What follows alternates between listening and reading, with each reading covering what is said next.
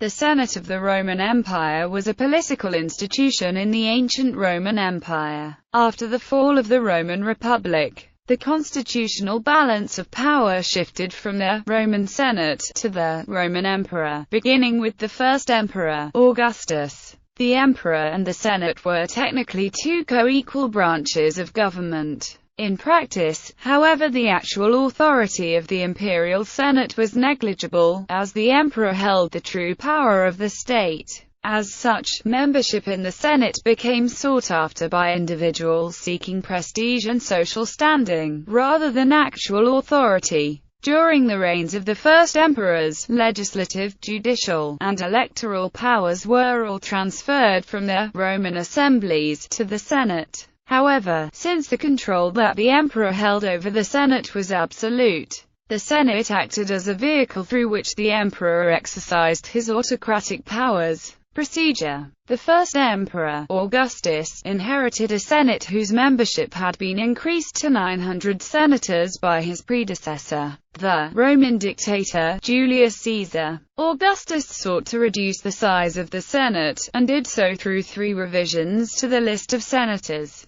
By the time that these revisions had been completed, the Senate had been reduced to 600 members, and after this point, the size of the Senate was never again drastically altered. To reduce the size of the Senate, Augustus expelled senators who were of low birth, and then he reformed the rules which specified how an individual could become a senator. Under Augustus' reforms, a senator had to be a citizen of free birth, and have property worth at least 1 million sesterces. Under the empire, as was the case during the late Republic, one could become a senator by being elected quaestor. Under the empire, however, one could only stand for election to the quaestorship if one was of senatorial rank, and to be of senatorial rank, one had to be the son of a senator. If an individual was not of senatorial rank, there were 2 ways for that individual to become a senator. Under the first method, the emperor granted that individual the authority to stand for election to the quaestorship, while under the second method, the emperor appointed that individual to the Senate by issuing a decree. Beginning in 09 BC, an official list of senators was maintained and revised each year. Individuals were added to the list if they had recently satisfied the requirements for entry into the Senate, and were removed from the list if they no longer satisfied the requirements necessary to maintain Senate membership. The list named each senator by order of rank. The emperor always outranked all of his fellow senators, and was followed by consuls and former consuls, then by praetors and former praetors, and so on. A senator's tenure in elective office was considered when determining rank, while senators who had been elected to an office did not necessarily outrank senators who had been appointed to that same office by the emperor. Members of the senatorial order were distinguished by a broad reddish-purple stripe hedging their togas, the formal dress of all Roman citizens. Under the empire, the power that the emperor held over the Senate was absolute, which was due, in part, to the fact that the emperor held office for life. During Senate meetings, the emperor sat between the 2 consuls, and usually acted as the presiding officer. Senators of the early empire could ask extraneous questions or request that a certain action be taken by the Senate. Higher-ranking senators spoke before lower-ranking senators, although the emperor could speak at any time. Besides the emperor, consuls and praetors could also preside over the Senate. The Senate ordinarily met in the Curia Julia, usually on either the calends or the ides, although scheduled meetings occurred more frequently in September and October. Other meetings were held on an ad hoc basis. Under Augustus, a quorum was set at 400 senators, although eventually excessive absenteeism forced the Senate to lower the number of senators necessary for a quorum, and, on some matters, to revoke the quorum rules altogether.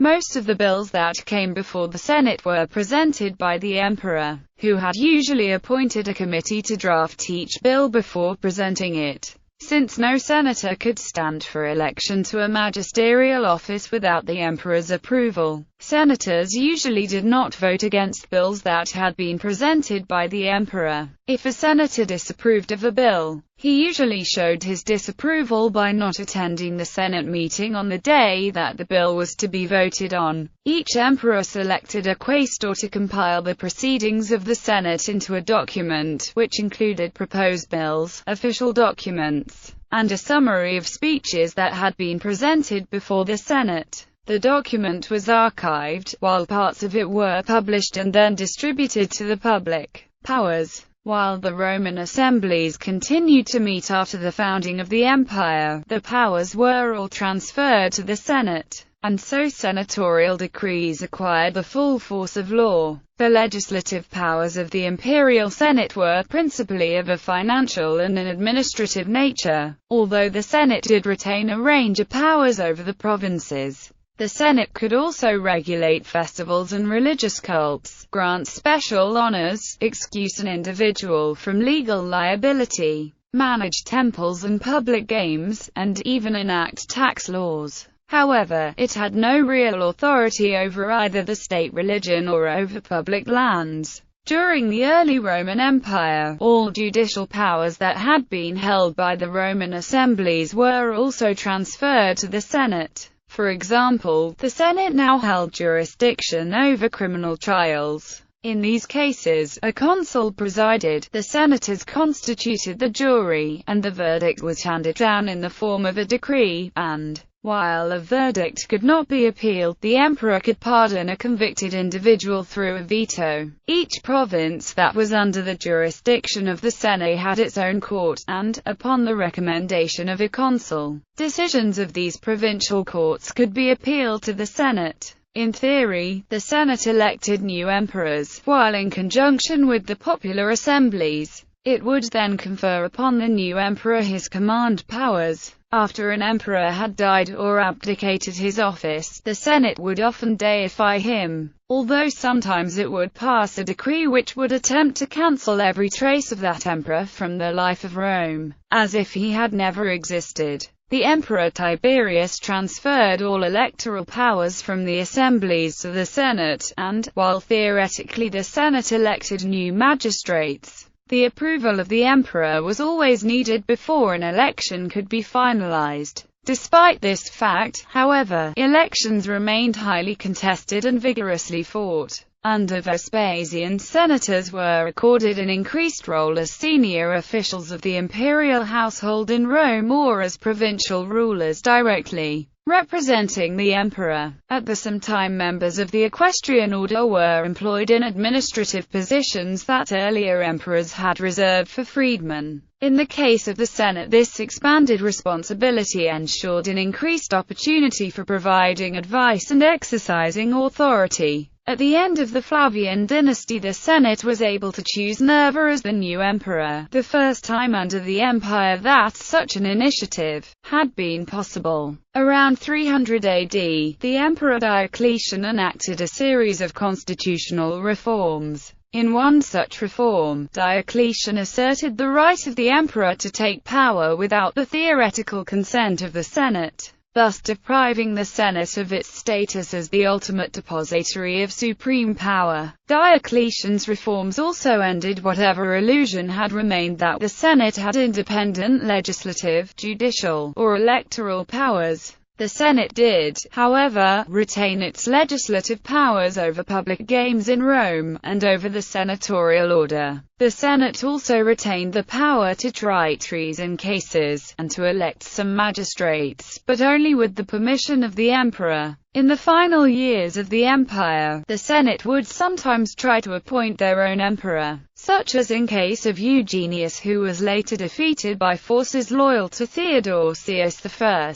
The Senate remained the last stronghold of the traditional Roman religion in the face of the spreading Christianity, and several times attempted to facilitate the return of the altar of victory to the senatorial curia. Post-imperial period. After the fall of the Western Roman Empire, the Senate continued to function under the barbarian chieftain Odoacer, and then under Theodoric the Great, who founded the Ostrogothic kingdom. The authority of the Senate rose considerably under barbarian leaders who sought to protect the Senate. This period was characterized by the rise of prominent Roman senatorial families such as the Anici, while the Senate's leader, the Princeps Senatus, often served as the right hand of the barbarian leader. It is known that the Senate installed Laurentius as antipope in 498 despite the fact that both King Theodoric and Emperor Anastasius supported Pope Symmachus.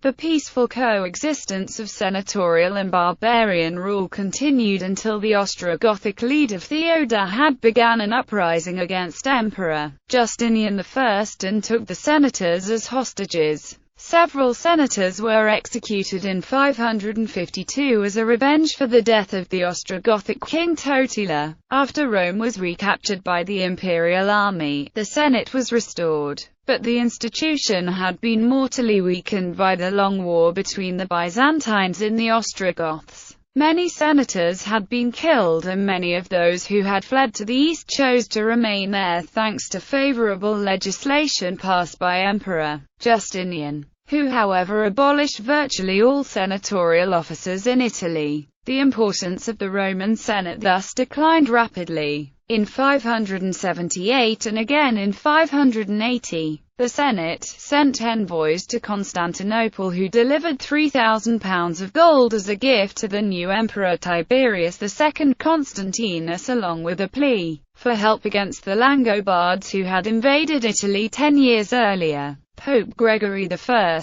in a sermon from 593, lamented the almost complete disappearance of the senatorial order and the decline of the prestigious institution. It is not clearly known when the Roman Senate disappeared in the West, but it is known from Gregorian register that the Senate acclaimed new statues of Emperor Phocas and Empress Leontia in 603. The institution must have vanished by 630 when the Curia was transformed into a church by Pope Honorius I. The Senate did continue to exist in the Eastern Roman Empire's capital Constantinople, however, having been instituted there during the reign of Constantine I. The Byzantine Senate survived until at least the mid-14th century, before the ancient institution finally vanished from history.